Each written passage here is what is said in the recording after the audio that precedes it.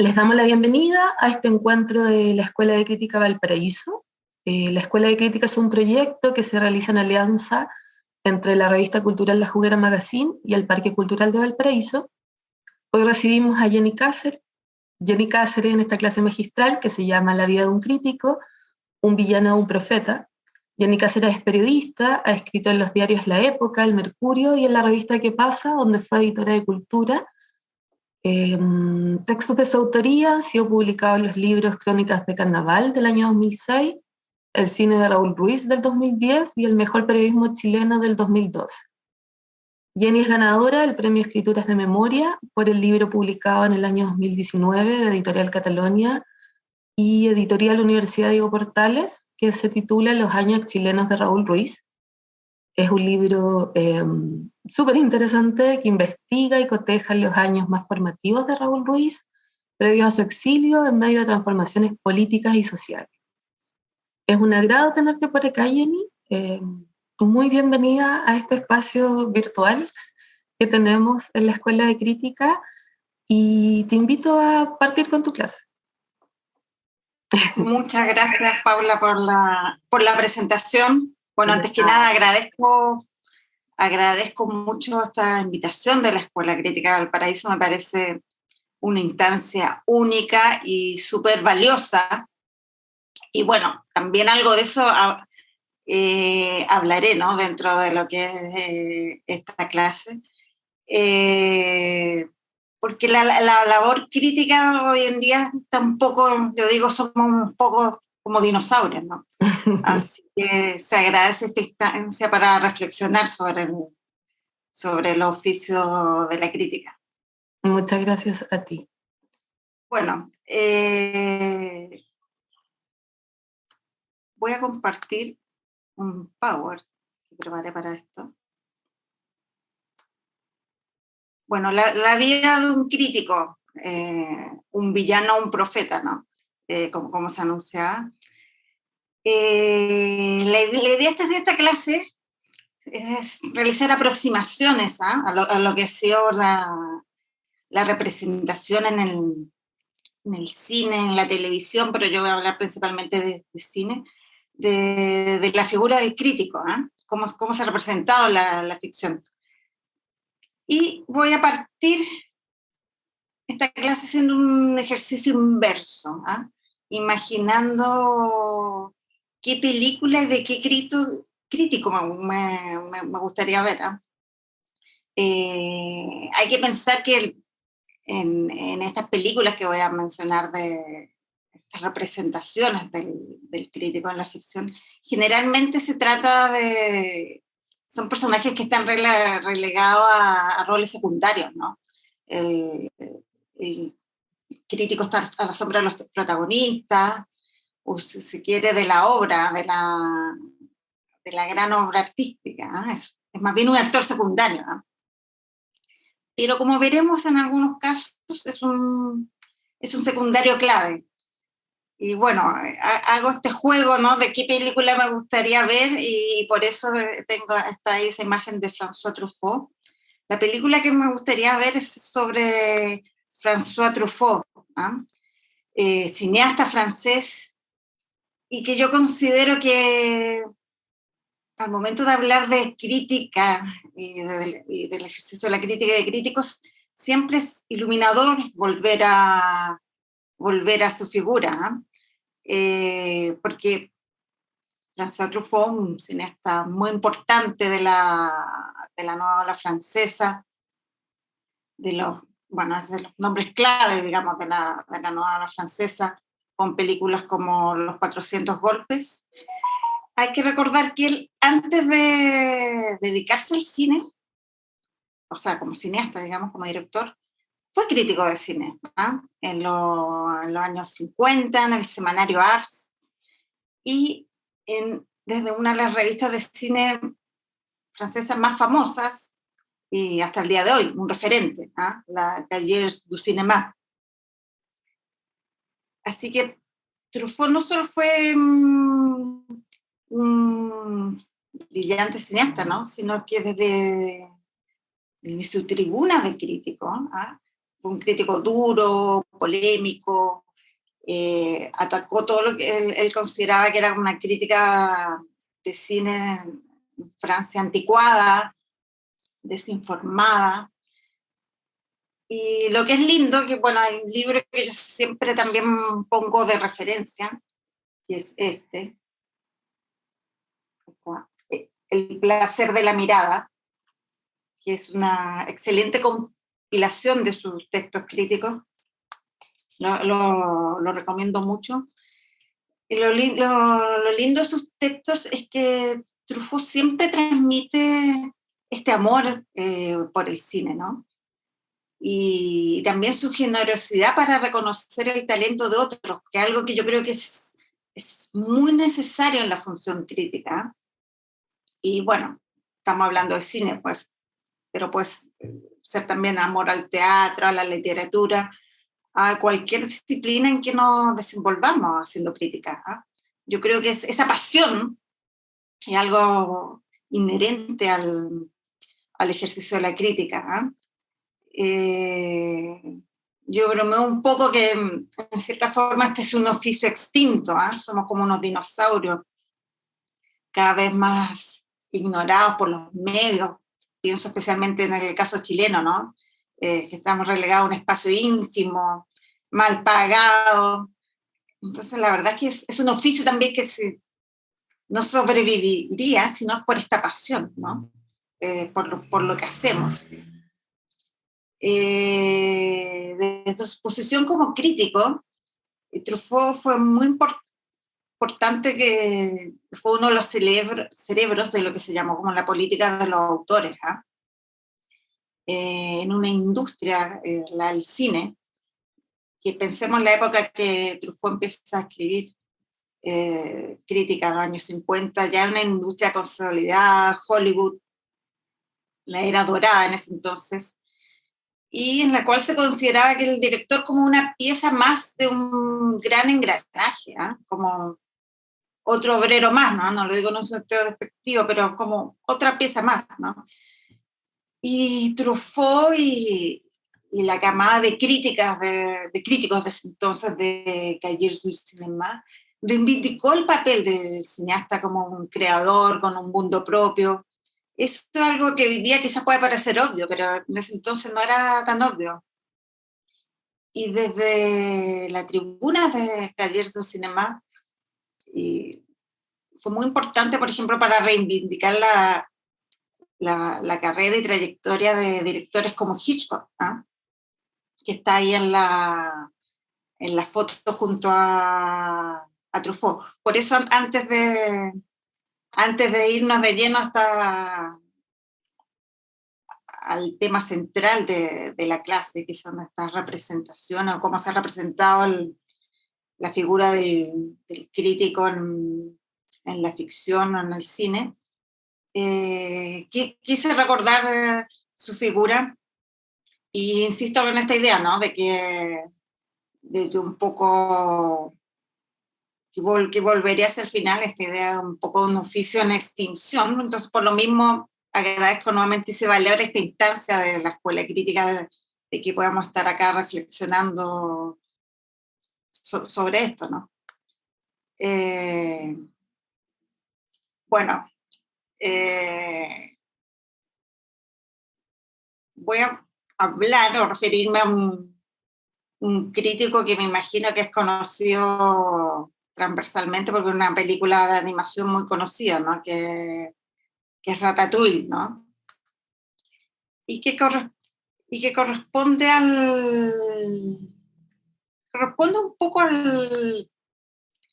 a la mirada, si se quiere, o al estereotipo incluso, puedo decir, del crítico tradicional, ¿no?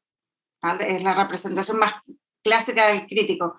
Bueno, en este caso, los que han visto la película se acordarán que esta película es una película de animación sobre un ratón, ¿no? Que está en París y que quiere cocinar, ¿no? Y Anton Ego es un crítico gastronómico, el más severo y temido, ¿no? Por eso digo que es un poco lo que Anton Ego representa la figura tradicional del crítico, ¿no? justamente en la época previa a la nuestra de redes sociales, ¿no? Bueno, es una película de Pixar, estudio de animación antes, en la era Disney, una de las mejores, creo yo, y el personaje es una eminencia y que incluso es representado como una figura así como, yo digo, cercana como a un sacerdote, ¿no? En el entendido de una autoridad que dicta y sentencia como grandes verdades, ¿no? Esa es la imagen del crítico con que trabaja la película. Y yo lo destaco y rescato ambas cosas, porque pese a ser una película de animación, ¿eh? Que uno podría decir un poco mirar en menos, ¿no? Un producto de entretenimiento destinado a audiencias infantiles, la representación de Anton Ego en Ratatouille está cuidadosamente diseñada, ¿no? Bueno, este fue un rasgo muy elogiado, perdón, en las películas de Pixar, ¿no? En su momento, ¿no? Que además son películas siempre con un guiño a un público más adulto, a otro tipo de audiencia, ¿no? Como, bueno, como ocurría en el caso de la saga Toy Story. Y bueno, en términos de lo que es una narración de este tipo, ¿no? Digamos, una película con una estructura bastante básica de buenos y malos, ¿no? De fuerzas opuestas en disputa. Antonigo como representa, en el fondo, al villano tradicional, ¿no? Y por eso insisto, que es la idea quizás la idea clásica, digo yo, del crítico, ¿no? De un crítico temido que no tiene escrúpulos si no le gusta algo, en escribir una crítica así, feroz, en destrozar un chef o un restaurante. Y también, y se lo representa así, insisto, como la labor del crítico como un oficio sagrado, ¿no? Bueno, también el nombre es curioso, antes de Anton Ego, sin duda, de Ego, como uno habla de un tipo ególatra, ¿no? Que un poco se siente como el centro del mundo y también el dueño de la verdad, ¿no? Segundo, que quería pasar a la... Y insisto de que pese a ser una película de animación, por ejemplo, el diseño está muy cuidado y muy bien pensado, ¿eh? Este espacio que vemos acá, donde muestra la película que, digamos, acá está el escritorio, entre comillas, de Anton Ego. Y ustedes pueden ver esta imagen. Anton Ego vive en una suerte de castillo, fortaleza. Yo digo que es como una capilla, hay muchos también que ven en este diseño es como un ataúd, ¿no? Un poco para reforzar la idea de que un crítico tan temido, tan feroz, como un poco le ha perdido el gusto a la vida, un poco muerto en vida, ¿no? Y por eso mismo es curioso este espacio, si nos fijamos, por ejemplo, la paleta de colores, ¿ah? Escogida, contribuye a esta idea, ¿no? Bueno, no se alcanza a ver, pero hay unas cortinas rojas, bueno, sí se alcanza a ver esta paleta de todo rojo, con muy poca luz natural, un espacio lúgubre, ¿ah? Barroco a la vez, ¿ah? Con estos colores, que un poco es como que también en otras representaciones del crítico se repite, ¿no? Esta idea como de la soledad del crítico, ¿no? Que la labor del crítico, un poco como la labor del escritor, ¿no? Como un oficio, si se quiere, solitario, ¿ah? Bueno, y esto al tratarse de una película de animación se exagera, ¿ah? Visualmente, ¿eh? Lo ponen en En el lado izquierdo vemos ahí que está el escritorio, y yo pienso como una suerte de altar, ¿ah? de esta capilla. Solo en un momento lo vemos interactuar con un mozo que tiene, imagínense, un crítico con un mozo. Bueno, es una película de animación, una fantasía, que le sirve una copa de vino. Y no lo vemos interactuar con nadie más. Lo mismo ocurre cuando Antónigo va al restaurante donde está la rata ahí oculta cocinando. Y otro rasgo de personalidad que muestra la película que se sitúa con este espacio es un poco la dureza de carácter del crítico, ¿no? Por eso también lo muestran como aislado del mundo, ajeno a también esto es importante, en la idea del crítico, ajeno a cualquier tipo de influencia, porque Anton Ego es temido, pero también es respetado, ¿no? Porque es un crítico ajeno a los amiguismos, ¿no? Es decir, un crítico que no tiene conflicto de intereses. Hay que decir que eso es un rasgo quizás cada vez más escaso, ¿no? Pensando y como para hacer un paralelo, quizás, para que no sea una cosa tan abstracta, en el caso chileno, pienso, por ejemplo, en Patricia Espinosa, de crítica literaria de las últimas noticias, muy temida y muy seguida por sus reseñas. Yo creo que, bueno, espero que Patricia Espinosa no se ofenda con la comparación, yo la respeto y admiro mucho, pero yo creo que ella sería lo más parecido que tendremos acá a un Anton Ego, en cuanto a una figura como tan respetada y a la vez temida. Y bueno, creo que Patricia Espinosa también va a estar presente en alguna próxima sesión de esta escuela crítica. Y hace poco, leyendo una entrevista de Patricia Espinosa, me llamó la atención que ella justamente decía eso, que ella, por ejemplo, no tenía amigos escritores. ¿Ah? Entonces, ese rasgo del crítico aislado, encerrado como en la Torre de Marfil, o en este caso de Antónigo en su capilla, un poco alude a eso.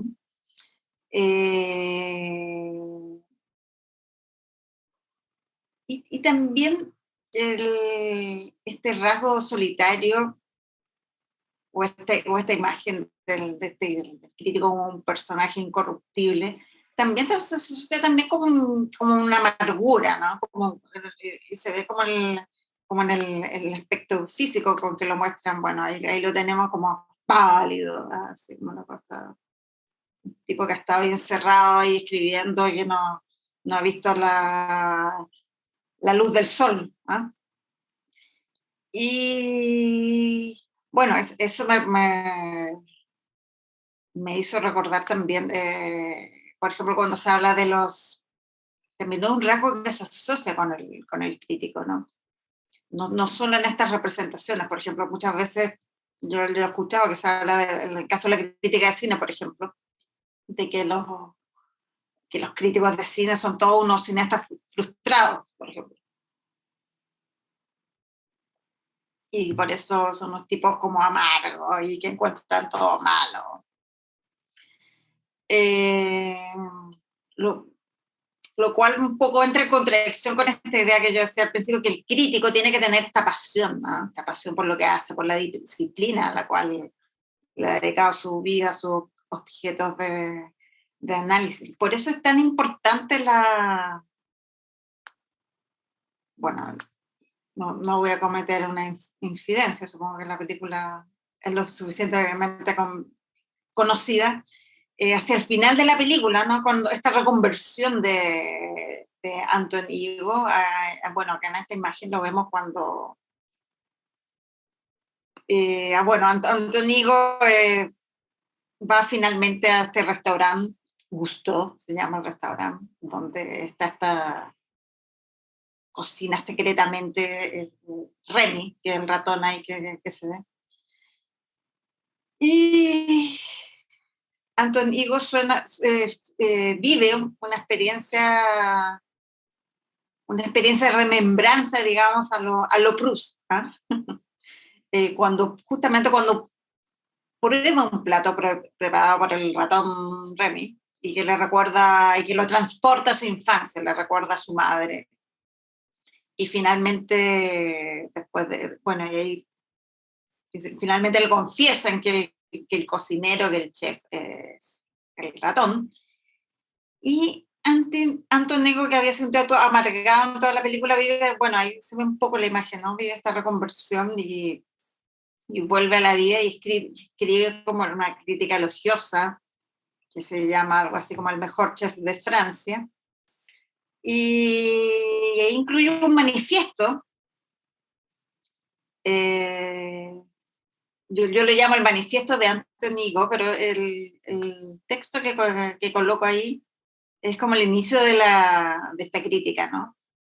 Y que también me parece bien, bien valioso porque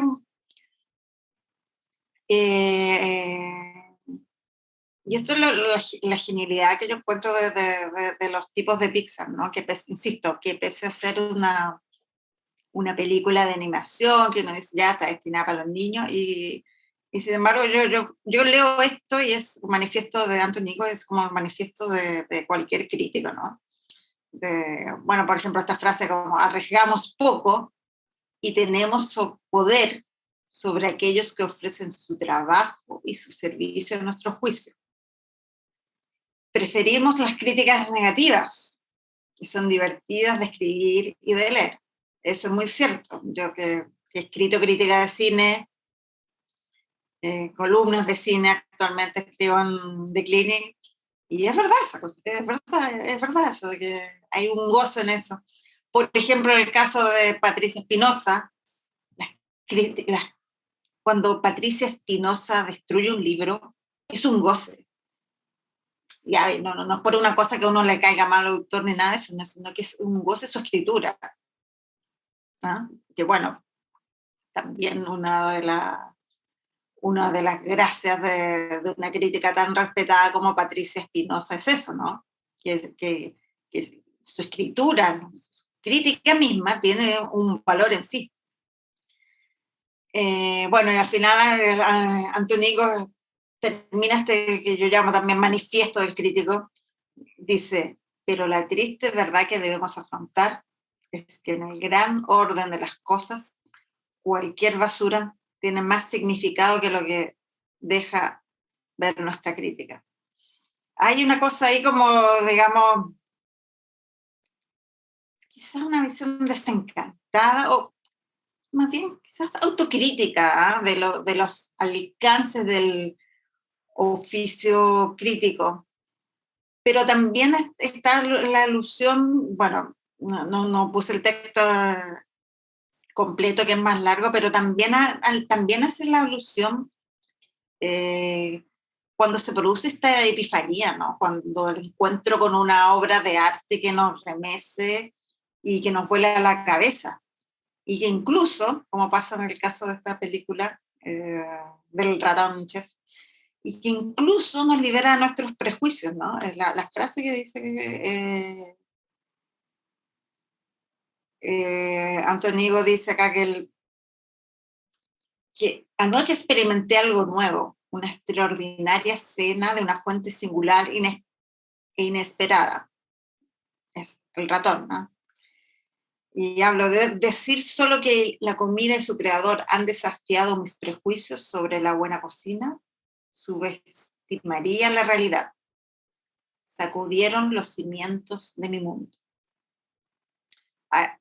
Ahí saludo con lo de este momento epifánico y que todo crítico también ha vivido, ¿no?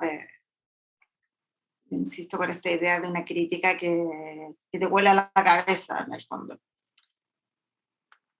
Bueno, pasando un registro totalmente distinto, quise también destacar esta película, Casi Famosos, de Cameron Crowe, y que acá aparece, bueno, obviamente una película no es infantil, y lo que digo yo, el crítico un poco como profeta. ¿Ah? Bueno, acá una cosa interesante también en esta representación es que es un crítico también que tiene un discípulo. ¿Ah? Y además, bueno, si bien es un personaje de ficción, se inspira en un crítico que existió realmente, ¿eh? Lester Bangs, y de hecho aparece citado con su nombre real.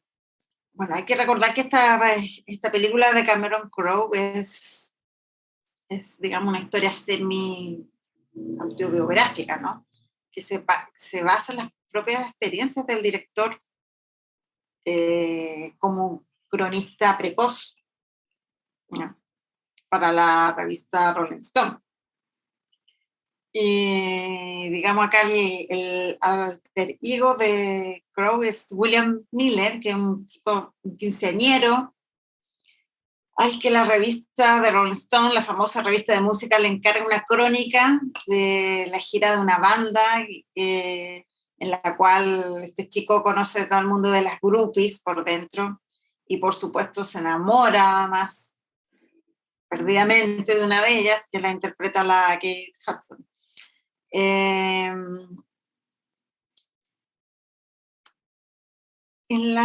Bueno, estamos hablando acá de tan importante, de situarnos en los años 70, ¿no? ¿Ah? Y este Lester Bangs, que aparece acá en la película, aparece porque William, ¿ah? Este chico, el quinceañero que recibe el cargo, es un admirador de él. ¿Ah? Y le manda sus escritos hasta que uno de ellos le llama la atención de Lester Bangs. Lester Bangs, bueno, fue un crítico de música, como les digo, de los años 70, un tipo que obviamente vibraba con el rock, que se forjó una fama, justamente, recordemos lo que decía Antónigo, o como era Antónigo, ¿no? Con sus opiniones lapidarias, ¿eh? Tipo que consume drogas, o sea, muy años 70, que también escribió en Rolling Stone, The Village Boys, en Nueva York, y una revista de Detroit Cream, ¿no? Y yo digo que estamos ante un crítico profeta porque este alter ego del Cameron Crowe, este quinceañero, es un admirador de este crítico y para él es un ídolo tal, para este adolescente un ídolo tal como lo es Bowie, David Bowie, por ejemplo, en ese momento. ¿Eh? Y aunque se trata de un papel pequeño, secundario, es nuevamente un secundario clave, como un gatillador, ¿no? Y además, bueno, ahí lo podemos ver, está interpretado por Philip Seymour Hoffman, ¿no? Que es un actorazo. Es yo diría, una variación del Antónigo, ¿no? De este crítico tradicional, pero también conserva ese rasgo de este crítico que vive por y para su trabajo, en este caso la música, ¿no? Hay poquitas escenas que lo muestran en su casa, ¿no? Bueno, acá lo vemos, obviamente, a diferencia de Antónigo, que era como un sacerdote pulcro y todo, no, Lester Bangs, el tipo ahí está, creo, comiendo pizza, ahí está en su casa, por supuesto lo vemos lleno de vinilos, todo el rato fumando junto a su máquina de escribir, a su fiel compañía. Todos estos son rasgos para describirlo insisto, como esto del crítico como un apostolado, ¿eh? Insisto, como Antónigo, con variaciones, pero en el fondo con esa misma pasión, ¿no?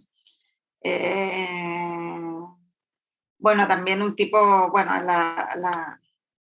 esta polera, Detroit Sucks, como Detroit, la traducción sería algo así como Detroit apesta, es como la clásica, si uno googlea Lester Bangs, es como la clásica imagen de Lester Bangs. O sea, digamos, nuevamente, está súper estudiado esto también,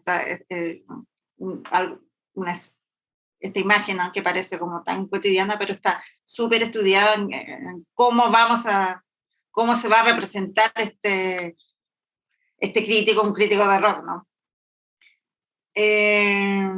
Bueno, yo decía que también acá hay una variación, porque una cosa bonita de la película que se muestra a Lester Bangs como con su discípulo, ¿no? Que es William, ¿no? Que es el protagonista, el quinceañero, este alter ego de Cameron Crowe. Y Banks no solo finalmente bueno, el chico, el quinceañero, le manda su escrito y todo, y un poco le da su bendición y lo anima a seguir escribiendo. Y por eso es que consigue este chico consigue este encargo de Rolling Stone. Pero también lo aconseja, eso es muy bonito, ¿eh? Y un poco lo unge como su discípulo, ¿no? Que yo creo que también es una cosa que quizá a algunos les ha pasado en el oficio crítico, ¿no? Y hay una frase que se le dice como al comienzo y después incluso se le dice al final, y dice: tienes que hacerte una reputación de honrado e inclemente. ¿Ah? Nuevamente está la idea del crítico como un tipo así, que si es lapidario y hay que destruir a alguien, hay que hacerlo, o sea, como que hay que ir con la verdad por delante. Y bueno, por lo mismo honrado. Y incluso le aconseja, a propósito de esto que yo decía de los amiguismos o de la independencia del crítico, incluso cuando está en medio de la gira, este chico acompañando a esta banda y tiene que mandar su crónica para Rolling Stone y no la manda nunca, y los editores de Rolling Stone lo llaman y lo presionan: oye, ya cuando se viene el cierre, ¿cuándo la va a mandar?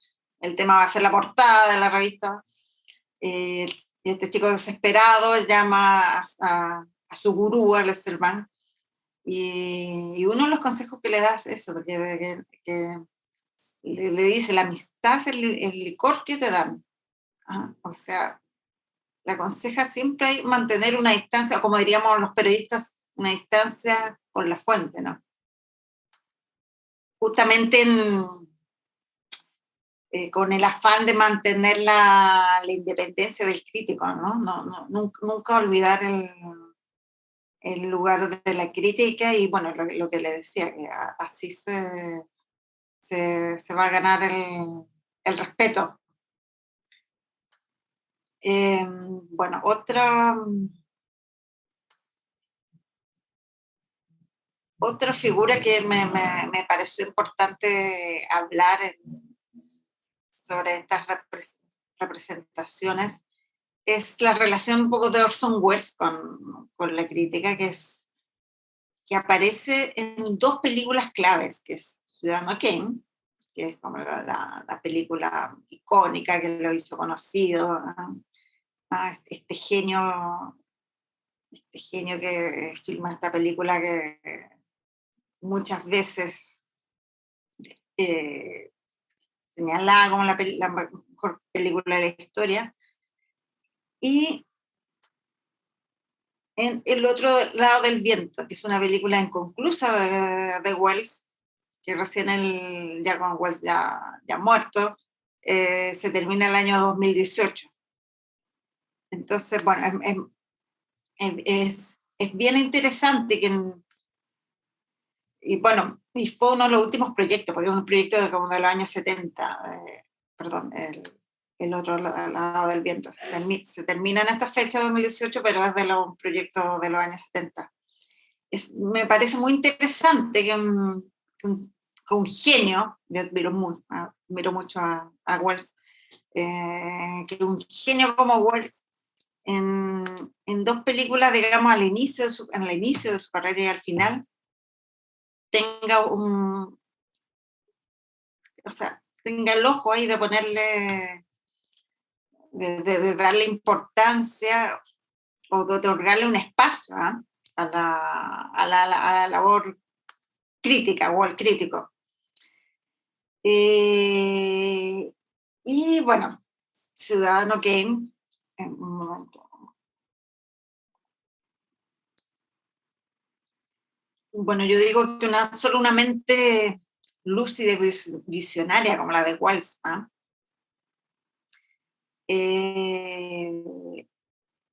Es alguien capaz de entender también la importancia del poder simbólico de la crítica. Eso es lo que vemos acá en Ciudadano Kane. Bueno, Ciudadano Kane, esta película que recorre la vida de millonario, Charles Foster Kane, que es un magnate de los medios de comunicación, que interpretado por el mismo Orson Welles, recorre toda su vida, esta obra maestra que Wells filma a los 25 años y con la cual tuvo una libertad creativa única que después nunca más la volvió a tener, ¿eh? Y de hecho después Wells fue un exiliado de Hollywood y por eso dejó proyectos inconclusos y tuvo que seguir filmando en Europa.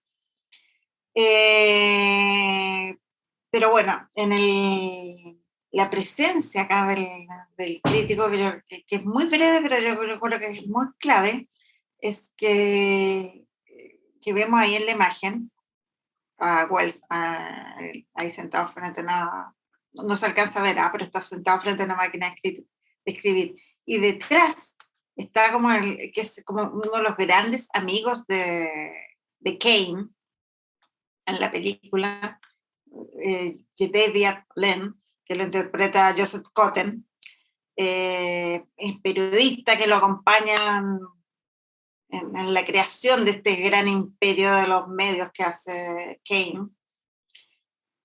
Y en esta escena en particular, que por suerte pude encontrar esta escena en particular, es cuando Charles Foster Kane se enamora bueno, casa con Susan Alexander, su segunda esposa, y que él está obsesionado, o sea, Kane está obsesionado en que su mujer se convierta en una cantante de ópera y esta mujer no tiene ningún talento para eso. ¿Ah? Y es terrible porque en el fondo como él la obliga a esto. Y en esta escena justamente es lo que pasa es que el que escribe, acá la crítica de música sería Lennon, el amigo de Kane, escribe una crítica así terrible sobre el debut de la esposa de Kane como cantante de ópera. Y en un momento está ahí el amigo ahí está escribiendo la crítica, ha tomado un poco. Un ayudante de Kane descubre esto y descubre que está escribiendo una crítica desastrosa y lo que hace Kane es que él, que habla mucho dice mucho desde lo que es el personaje, él termina de escribir la crítica, una crítica también de modelo, de terrible, así de modelo, sobre la esposa. Y después de eso lo despide. ¿No? Y eso es lo que vemos ahí un poco en esta imagen, ¿eh? Que es Wells, o sea, en la piel de Kane, terminando esta crítica y le dice ya, no, yo voy a escribir una crítica tan terrible como la que tú escribiste, pero te despido. ¿No? Entonces, bueno, ahí es un tema que se aborda mucho en Ciudadano Kane, ¿no? El poder de los medios. Y bueno, y en este caso este episodio es un quiebre de una amistad de años, ¿no? Entonces, un poco una representación, esta muestra de un crítico como un personaje íntegro, ¿ah? Que no se deja intimidar por el poder, ni siquiera de un amigo como Wells. Y además, bueno, el poder que, bueno, en ese entonces, hoy en día, bueno, sobre todo en Chile, quizá el poder de la crítica no es tan fuerte, pero eso me parece importante, insisto, es un momento muy pequeño, digamos, dentro de Ciudadano Kane, pero me parece clave, ¿no? Este quiebre a través de esta crítica. Perdón. Bueno, esta es la Pauline Kael, que es una crítica que tiene una breve, pero así como brevísima aparición como personaje en El otro lado del viento, que es esta película que yo comentaba, que inconclusa de Orson Welles, que se termina en 2018, se termina gracias a Netflix, ¿no? Y también es muy curioso y sintomático de lo que fue Orson Welles, que le haya destinado, perdón, que le haya destinado una aparición, aunque fuera breve, en El otro lado del viento. Hay que, Pauline Kael fue una crítica muy importante de cine en Estados Unidos. Escribió mucho tiempo en el New Yorker, también muy respetada. Y ella entró en una polémica con Wells sobre la autoría del guión de Ciudadano Kane, ¿no? Finalmente, bueno, está todo conectado. Que es un poco el tema que se abordó hace poco David Fincher en la película Man, ¿no? Que hablaba un poco del proceso de escritura de Ciudadano Kane. En el año 71, la Pauline Kael escribe un ensayo en que postula que el único autor del guión de Ciudadano Kane es Mankiewicz, ¿ah? Que aparece como un personaje justamente principal en Mank, ¿no? En la película de David Fincher. Entonces, Pauline Kael le reprocha a Wells como un poco haber asumido la autoría del guión en más de una entrevista. Bueno, y esta disputa de la autoría no es menor, ¿eh? Hay que decir que el único Oscar que consiguió Orson Welles en su carrera fue justamente por el guión de Ciudadano Kane, que fue compartido con Mankiewicz.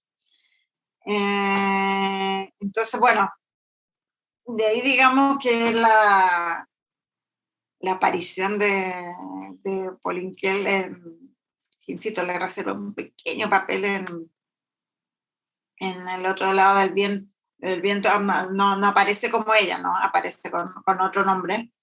Pero muchos insisten que es evidentemente una alusión a Pauline Kael,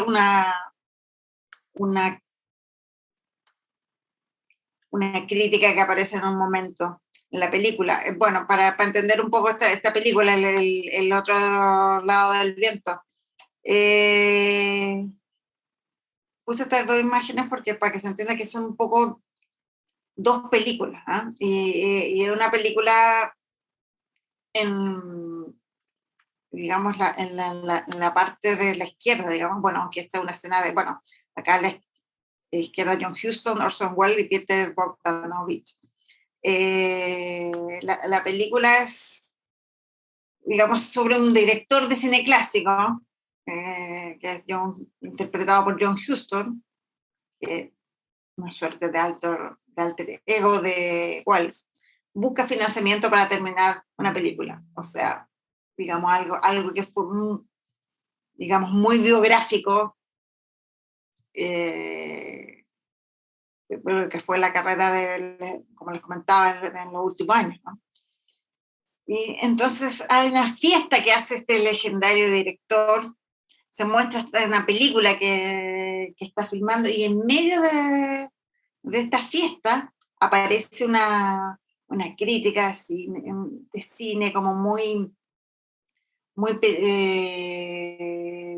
digamos, ¿cómo decirlo? Muy pesada, muy quisquillosa, que le hace unas preguntas un poco capciosas al director, la muestra ahí como muy, como si se vendía empoderada. Y bueno, y ese personaje, que como les digo, una aparición muy breve, es la que se dice que es la Pauline Kael, y es como este ajuste de cuentas de,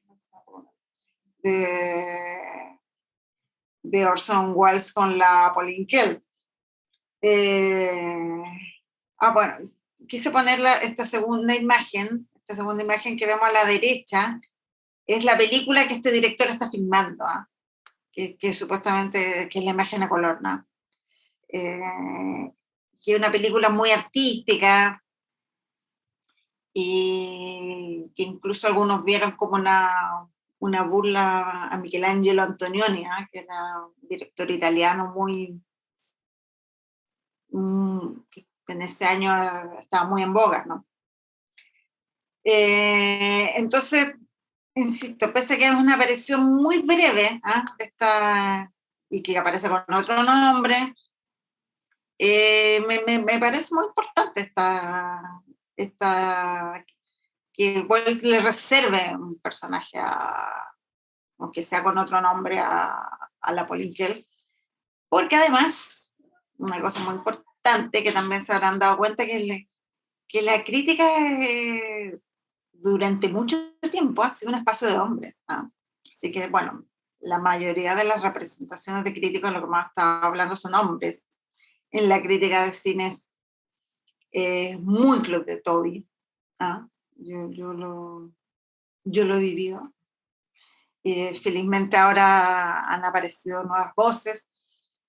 Y entonces, bueno, pese a este ajuste de cuentas que hace Wells, yo le valoro que le dé, digamos, un poco que la inscriba en la historia a la Pauline Kael, a pesar de que la ponga como una crítica así como un poco antipática y así como insidiosa, que anda preguntando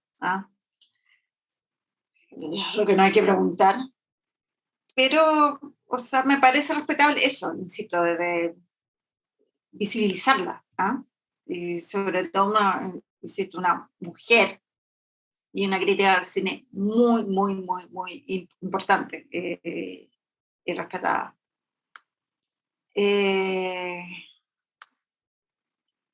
Bueno, quise terminar con esta frase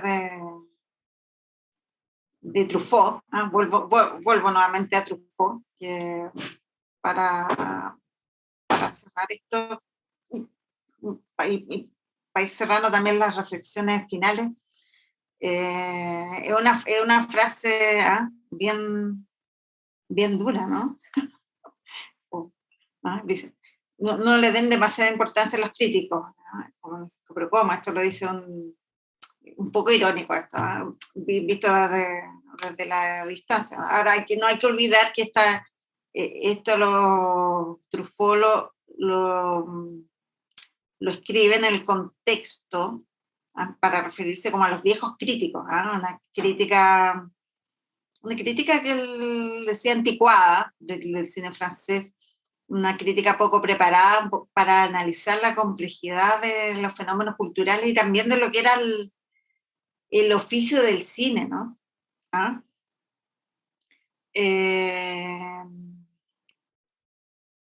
Voy a dejar de compartir. Y bueno, ya hablaba ahí de la muerte de la muerte del crítico, porque ya lo había hablado un poquito antes, ¿no? Que la labor del crítico en esta época, ¿no? En la época de las redes sociales, ¿ah? De TikTok, de los booktubers, ¿ah? Parece estar en crisis, ¿no? Poco asistimos a la muerte del crítico, como lo conocemos hasta ahora, ¿ah? Y quizás tal como lo he visto hasta ahora. Eh, hay a propósito, hay un escritor español, Jorge Carrión, que para mí es uno de mis columnistas preferidos actualmente, columnista del New York Times en español, en La Vanguardia, y él tiene muy buen olfato como para escribir sobre fenómenos culturales. Por ejemplo, escribió un libro sobre el auge de las series, en que incluía a Los Sopranos, a Mad Men, que se llamaba Tele Shakespeare, y que justo hacía el paralelo con Shakespeare y de cómo las series son el Shakespeare de nuestros tiempos, ¿no? Él se define como crítico cultural, ¿ah?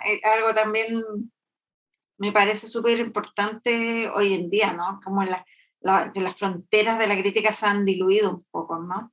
Y quizás hoy en día hablar de críticos de cine, por ejemplo, ya un poco anticuado, si se quiere, ¿no? Entonces, que me parece importante que tras estas aproximaciones que hemos hablado, ¿no? De la representación de la figura crítica en la ficción, en el cine principalmente, lo que nos queda es un poco preguntarnos sobre el rol de la crítica en los tiempos actuales, con las nuevas audiencias y sobre todo con una nueva forma de aproximarnos a las ficciones audiovisuales, ¿no? Una nueva forma de, entre comillas, consumir cine. ¿Eh? Insisto, con todo esto de las redes sociales, nunca antes hubo tanta gente opinando de todo, ¿no? Pero también hay que pensar que tampoco nunca antes tampoco hubo, me voy a remitir al cine, lo que más conozco en el periodo de cine, pensemos en el caso del cine y las plataformas de streaming, ¿no? Que también quizás nunca hubo tanto interés y ofertas disponibles. Por eso es importante lo que pasó